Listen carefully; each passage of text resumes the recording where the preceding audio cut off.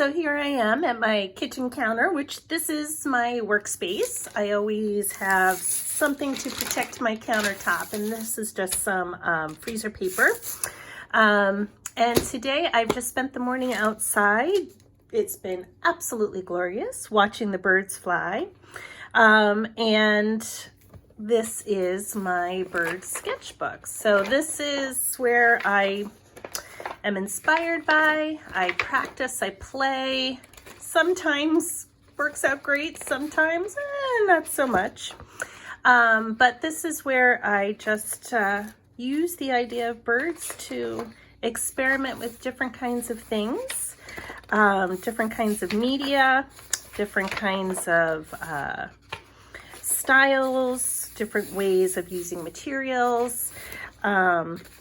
You may have seen some of these online, but these are just a way of playing. And I like to tape off. I'm just using some painter's tape. I sometimes like to just paint off. It makes my sketchbook feel like some of these are, you know, could become works of art, but it just gives me that edge that makes things stand out. But sometimes I like to just kind of use the whole page as well. So just different things happening in here. But I've just been sitting outside all morning, and the starlings have just been crazy flying all over the place. And so I decided to use that as my subject matter today. But I'm also using our prompt, which is fluid, fluid or viscous. And I've really been trying to loosen up, which is very difficult for me.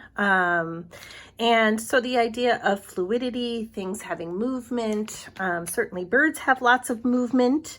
And so that's kind of a nice thing to think about, is what is your subject matter and how can you use your medium to also create that feeling.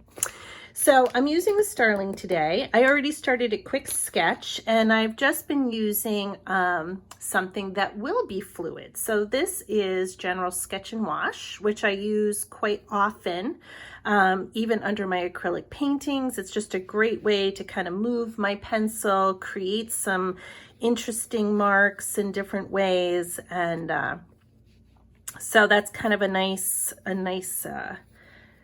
even though you're drawing with it and that's pretty solid, it becomes fluid. I just got this new pencil. This is made in Germany, Stettler. It's a Lumercolor permanent pencil, and it's quite dark. So it should be interesting to see how dark this gets. I'm experimenting with it for the first time, so you're gonna see that happening. And as I'm working, I'm gonna start with a pencil drawing. I'm going to use some water over it and just kind of let it flow and be a little bit more fluid than maybe some of my much more specific solid drawings, like something like this. This has a little bit more fluid-like quality, but I just love how this really feels like it's flowing so much more. So I'm going to try to do a little bit of that with ink and some color. So here we go.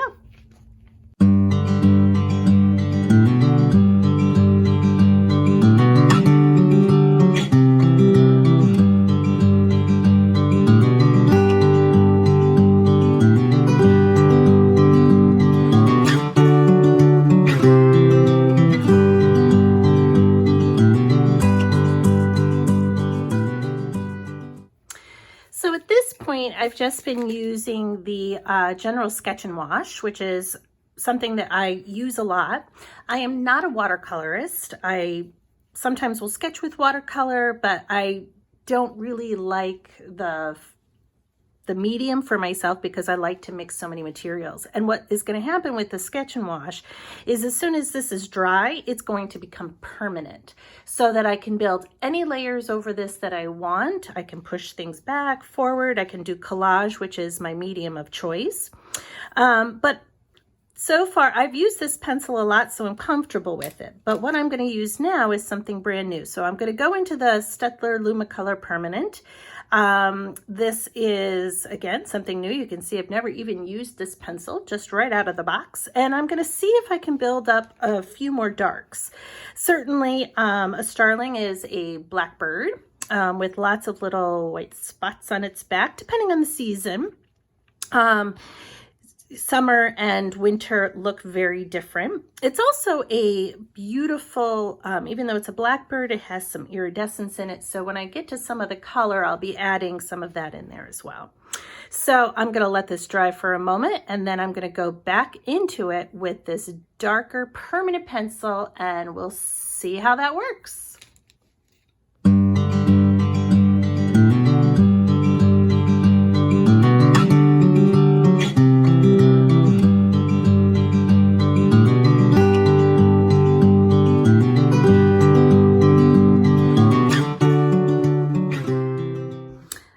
So at this point, I've built up some of the values, just so you really feel like this is a blackbird. I'm going to do now a little bit of a spray.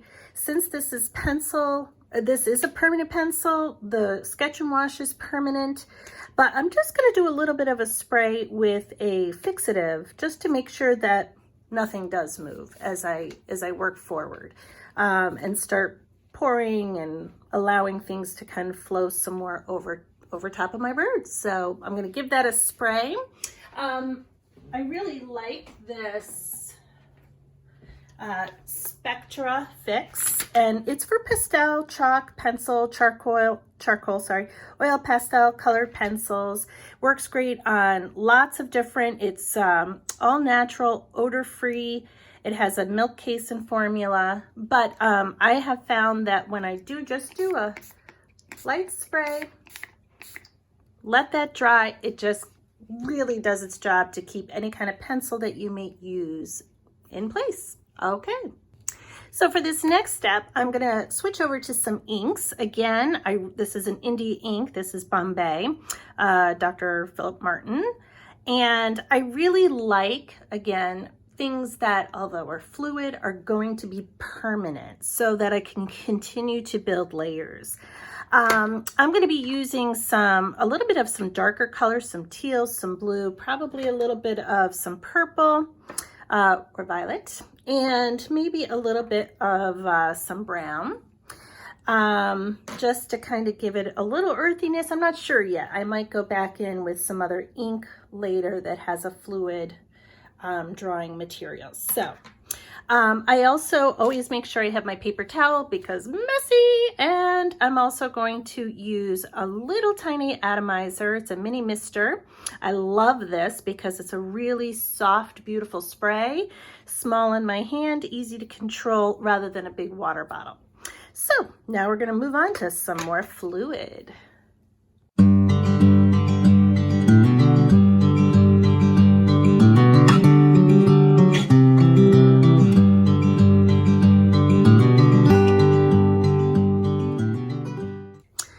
So now I have my ink down. You probably saw me take a little hair dryer, kind of shift and move my sketchbook in different directions just to get some flow, get some interesting marks, get some little puddles, and some beautiful little edges. The ink made some really nice, interesting shapes. Where I sprayed, I got a little bit of some textured dots and things like that.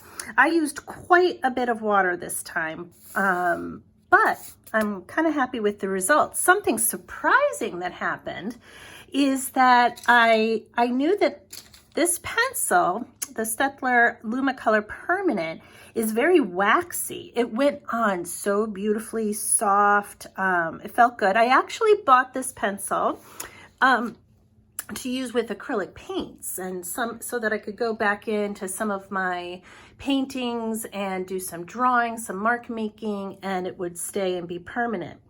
And so far, it's an interesting pencil. It did resist a lot of the ink, which is really interesting to me.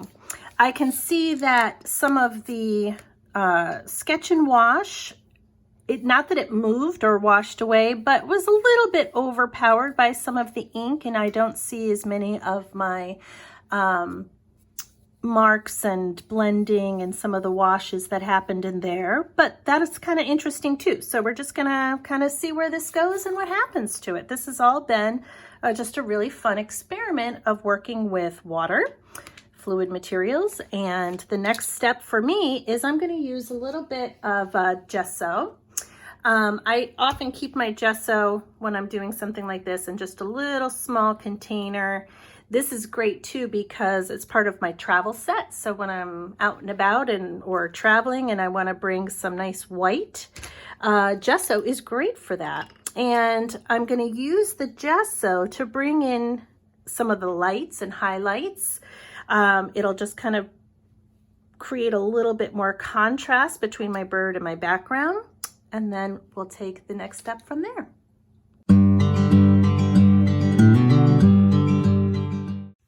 So at this point, I've worked with some of the gesso. I will probably come back in with more as I continue working, just to see if I need to bring up some of those highlights a little bit more. One thing I love about gesso is that when you water it down, it does have kind of a chalkiness to it, but I love that it really pushes back, but doesn't completely cover. If you use a lot of water with the gesso, you'll still be able to see the colors underneath, so that my bird is still, it's not white. It's picking up and allowing some of the colors underneath to come through, except for where maybe I used it a little bit thicker. So I'll have to decide whether or not I want to go back in with more white or not, but I'm going to start with a little bit more color and some more fluid materials. So again, I like things that are permanent. So what I'm going to move into next, this is not watercolor. This is actually made by Derwent, and this is part of my travel kit as well. This is what I take when I travel, and it's ink. So once it's dry, it's permanent as well. And I always keep this in here just so I can, you can see it's got some nice transparency, some nice beautiful color to it. I should say translucency. And I'm also going to use another product by Derwent, which is Derwent Inktense pencils. And I was introduced to these years ago, and they are just such a beautiful pencil to work into acrylic paint because it's a water media. This is not a colored pencil, it's ink. You can dip the pencil into water and get some really beautiful line and marks with it. You can also color with it and then add water to it, or you can use it just as is. But when you do apply it into anything wet, again, it becomes permanent. One thing I like to do when I get a new material is I love to make a chart, because the pencil itself, this is tangerine. This is the color that they show as tangerine, and it's a little bit different on paper. So I always like to just create my own color chart so I can see what the pencil looks like when it's wet and from dark to light. So it just gives me a nice reference point so that I can use this whenever I'm working. And it helps me find the colors I need. So I am not going to use orange at the moment, but I'm going to switch over to some of my ink.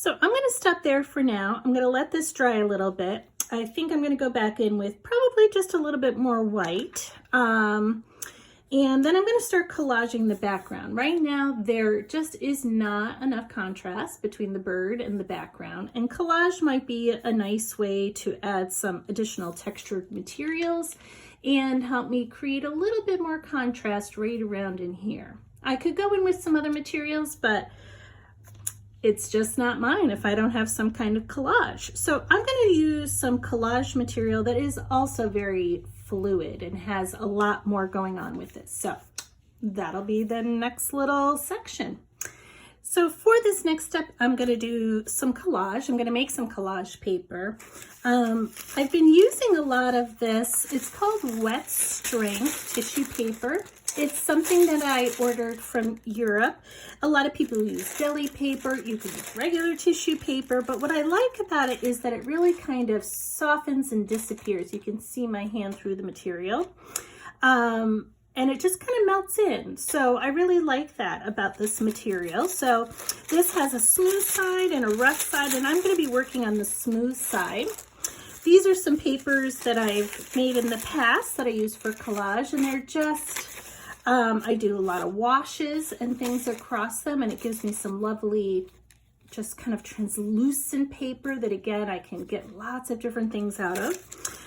Sometimes I just stencil or print onto the paper, and what that does is it allows some of the blank areas where there isn't any paint to let the underlayer show through.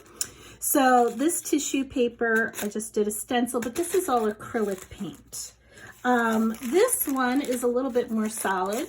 I started by creating layers like this one using acrylic paint, and then I took a stencil while it was wet and continued working over it using a makeup sponge. And it just gave me this really soft, textured material that doesn't have an exact pattern to it, but would really create some interesting backgrounds in there. I'm going to try to do this with ink, which I've never done before. So I'm going to see how the ink, which is very fluid, behaves on the wet strength tissue paper, what kind of things that I can get to happen with it. I will probably use a little bit of a textured stencil.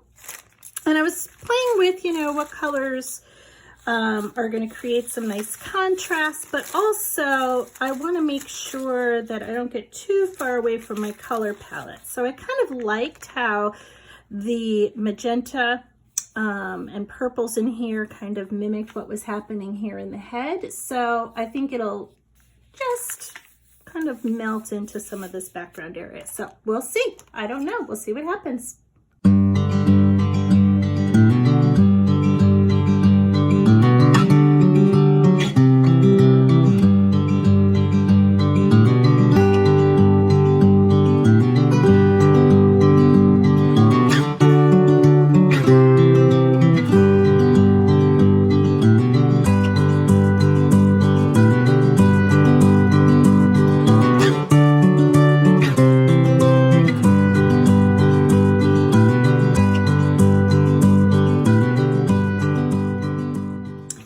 So this one was kind of fun. I've never worked with ink that way. I've never worked with it on this paper.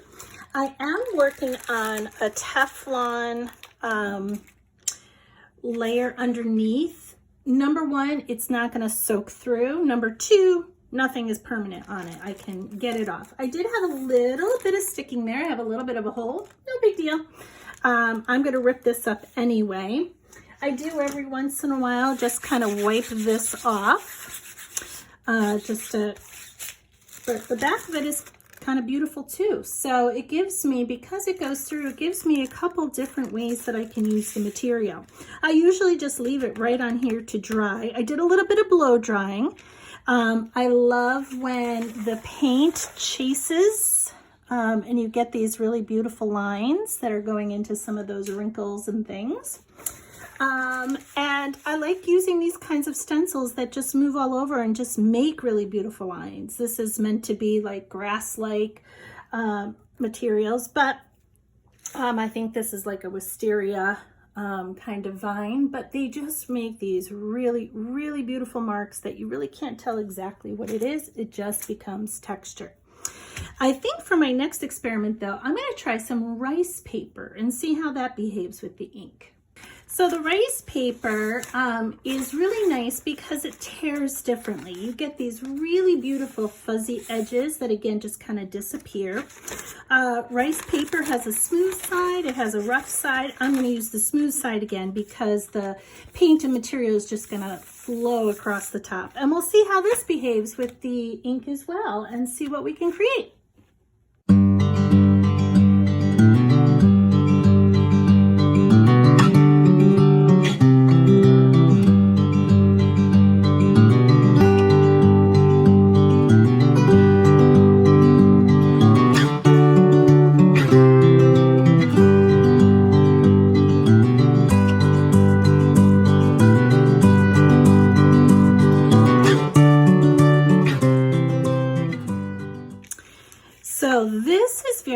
interesting. You know, because it's a rice paper, which is a softer material, the marks are much softer, but this is something I just could not get on my own. If I tried painting that, it would never happen. So I'm really enjoying what's happening in here. I also like the little spray marks where the ink, the white is much more opaque as far as ink goes. It has like a chalkiness into it, and you can see where it's spread and just created these little white spots, which are kind of neat. I kind of like that. They're like these little bursts. But this in here is so lovely and subtle. I really would be interested to see what happens with that. So I'm going to set this one aside as well and just let it dry.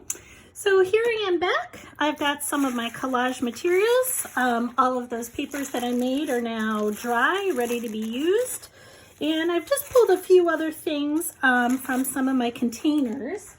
I keep my collage material separated by color, and I keep them in these plastic cases so that I always have tons of things at my fingertips, but again, organized by color. So that was some of my blues, here's some of my greens, and these are just great because they're all transparent. I can pull them off my shelf. I know exactly what colors I'm looking for. I can spread them out, go through them. So it's just a really great storage option. I decided I really hated this little area over here. Still not happy with it. It's just a little too dark, don't have enough contrast.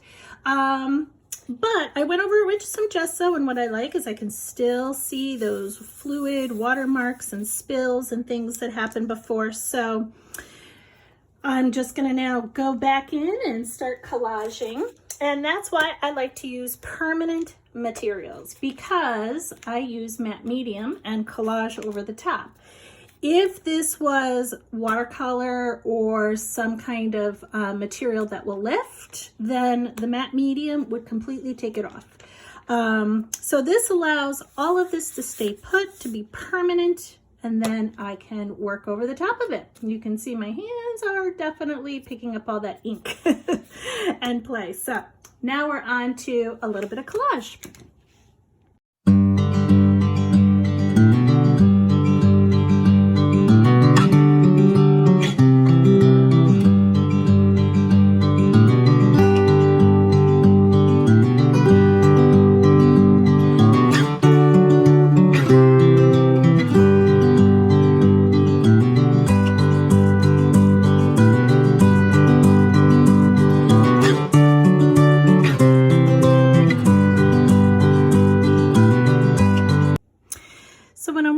Collage, it's a great chance for me to bring in marks and things that I could never just get if I tried to paint it directly on.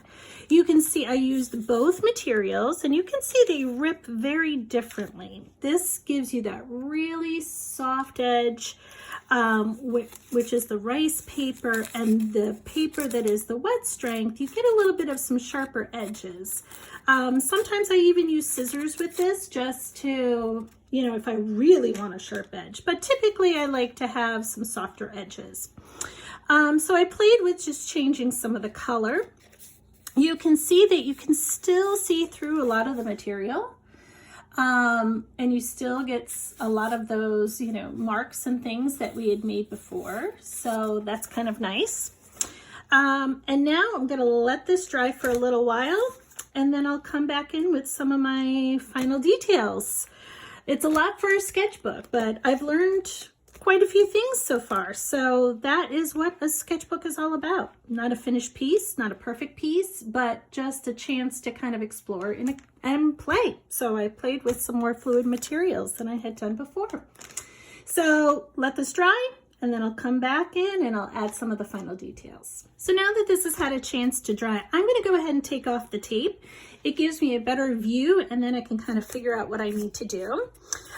Because I collaged over the tape, some of that tape might be a little bit difficult to remove. So all I do is just very lightly, right on those edges, I take a little razor blade and I give it a soft, gentle cut, and that will help release the tape a little bit better.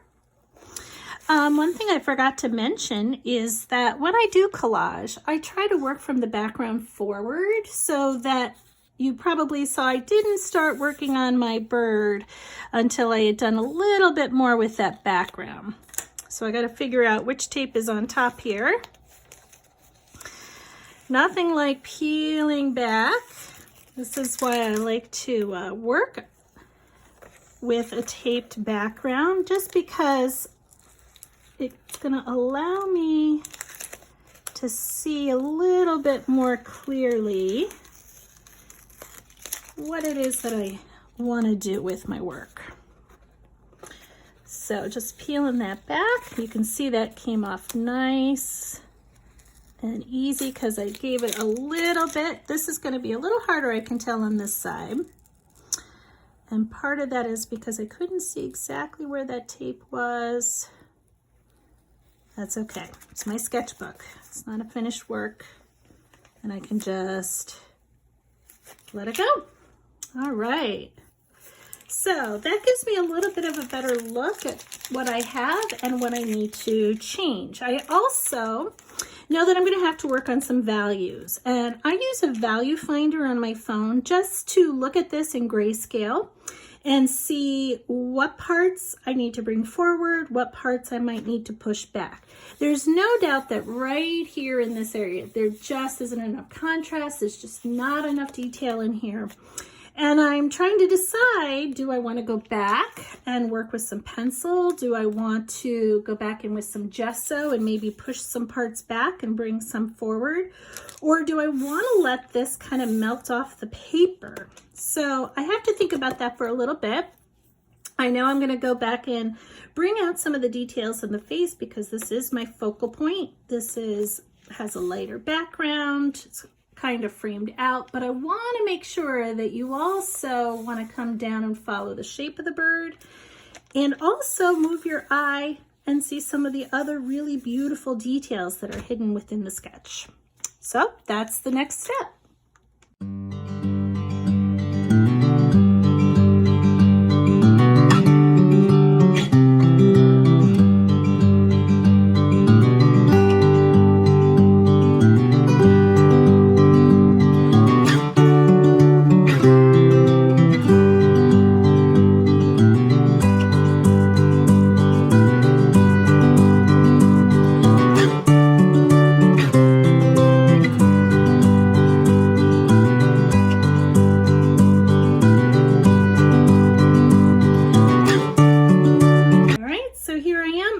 Stop here. This is a sketchbook after all. I'm not gonna continue to fuss too much more, but I did decide to go in with some pen work.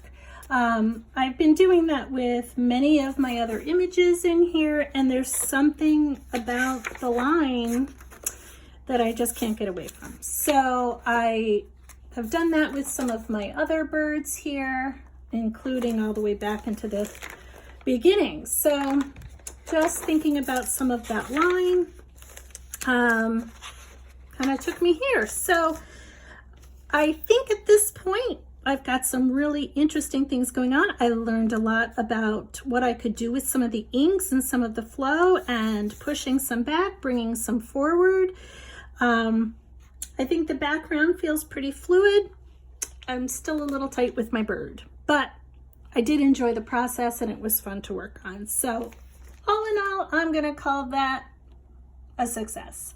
I hope you enjoyed following along. Maybe that'll give you some techniques or ideas and things that you can use in your own drawings and paintings and thinking about the idea of fluid. And for me, fluid meant fluid materials today. Thank you. Enjoy, and thank you for being part of my journey.